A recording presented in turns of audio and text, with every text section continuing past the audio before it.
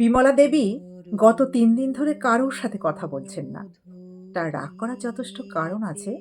ছেলে অনির্বাণ আর বৌমা রীতা মিলে ঠিক করেছে তারা এই পুরনো বাড়ি ছেড়ে কলকাতায় এক চিলতে ফ্ল্যাটে গিয়ে উঠবে। বিমলা দেবী সাফ কথা, "আমি মাটি কামড়ে এখানেই থাকবো। তোরা যেতে চাস তো যা।" অনির্বাণ অনেক বুঝিয়ে বলল, "মা, তোমার এখানে একলা থাকা সম্ভব নয়। আর কলকাতার ওই ফ্ল্যাটে সব ব্যবস্থা আছে। তুমি আমাদের সাথে চলো।" বিমলা দেবী উত্তর দিলেন না। তিনি জানেন শহরের ওই খাঁচায় তাকে বন্দি করে রাখা হবে। দুদিন বাদে শুনবেন তাকে কোনো ডে কেয়ার বা আশ্রমে পাঠিয়ে দেওয়া হয়েছে। আধুনিক ছেলে মেয়েদের উপর তার একদম ভরসা নেই। পরদিন ভোরে গাড়ি এলো। অনির্বাণ এক প্রকার জোর করেই মাকে গাড়িতে তুলল। বিমলা দেবীর হাতে শুধু তার দীর্ঘদিনের সঙ্গী একটি পানের বাটা আর কিছু পুরনো ডায়েরি। গাড়ি যখন ঘিঞ্জি শহর ছাড়িয়ে উল্টো দিকের একটা পাহাড়ি রাস্তার দিকে ঘুরল, বিমলা দেবী অবাক হলেন। "কিরে অনির্বাণ, কলকাতা তো এদিকে নয়, তুই আমাকে কোথায় নিয়ে যাচ্ছিস?" অনির্বাণ শান্ত গলায় বলল, "মা, কথা বলো না, শরীর খারাপ করবে, একটু ঘুমিয়ে নাও।" বিমলা দেবীর মনের ভিতর ভয়ের মেঘ জমল। তবে কি ছেলে তাকে কোনো নির্জন আশ্রমে ফেলে আসতে যাচ্ছে?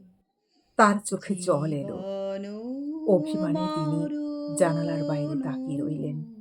কয়েক ঘন্টা পর গাড়ি থামল একটি ছবির মতো সুন্দর কাঠের বাংলোর সামনে।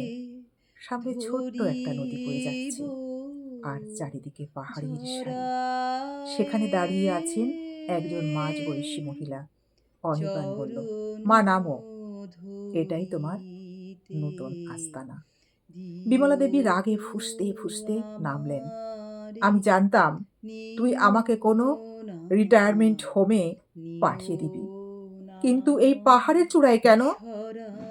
লোকে তো জানবেও না আমি বেঁচে আছি না মরে গেছি।" রীতা আর অনির্বাণ কোনো কথা না বলে তাকে ভিতরে নিয়ে গেল। ভিতরে গিয়ে বিমলা দেবী স্তব্ধ হয়ে গেলেন। ঘরের দেওয়ালে তার স্বর্গীয় স্বামীর আঁকা তৈলচিত্রগুলো টাঙানো, যেগুলো তিনি ভেবেছিলেন হারিয়ে গেছে। এক কোণে তার প্রিয় আরাম কেদারাটা রাখা। অনির্বাণ মৃদু হেসে বলল, "মা, তুমি সারা জীবন বলেছ বাবার এই ছবিগুলো প্রদর্শনী করার স্বপ্ন ছিল। তোমারও ইচ্ছে ছিল পাহাড়ের কোণে একটা বাগান করার। আমি কোনো ফ্ল্যাট কিনিনি। আমি শহরের চাকরি ছেড়ে দিয়ে এই হোম স্টেটার লিজ নিয়েছি। আমরা সবাই এখানেই থাকবো। তুমি হবে এই বাড়ির মালকিন আর আমরা তোমার আন্ডারে কাজ করব।" বিমলা দেবী অবাক হয়ে বললেন, "কিন্তু তোর সেই বড় চাকরি, প্রমোশন?" "মা, যে প্রমোশন তোমাকে একলা করে দেয়, সেটার চেয়ে এই পাহাড়ের মুক্ত বাতাস অনেক ভালো।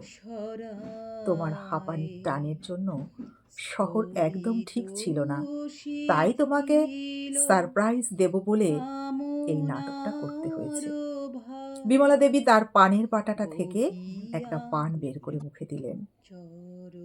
তার চোখের কোণ দিয়ে গড়িয়ে জলটা এবার আর দুঃখের ছিল না।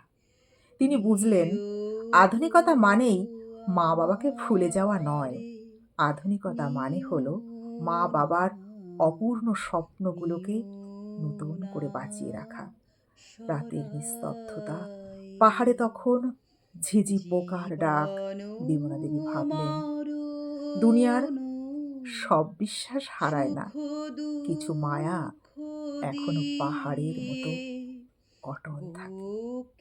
কলমে সুষমা বাগ প্রধান। অসাধারণ একটা লেখা। অসংখ্য ধন্যবাদ প্রিয় বন্ধুরা, এতক্ষণ গল্পটা শোনার জন্য। কেমন লাগলো অবশ্যই কমেন্ট করে জানাবে। সকলের জন্য রইল পৃথিবীর সকল মায়েরা যেন এমন সন্তান পায় এবং সবাই সবার পরিবারের সঙ্গে অনেক সুখে থাকুন, শান্তিতে থাকুন। ঠিক এইভাবে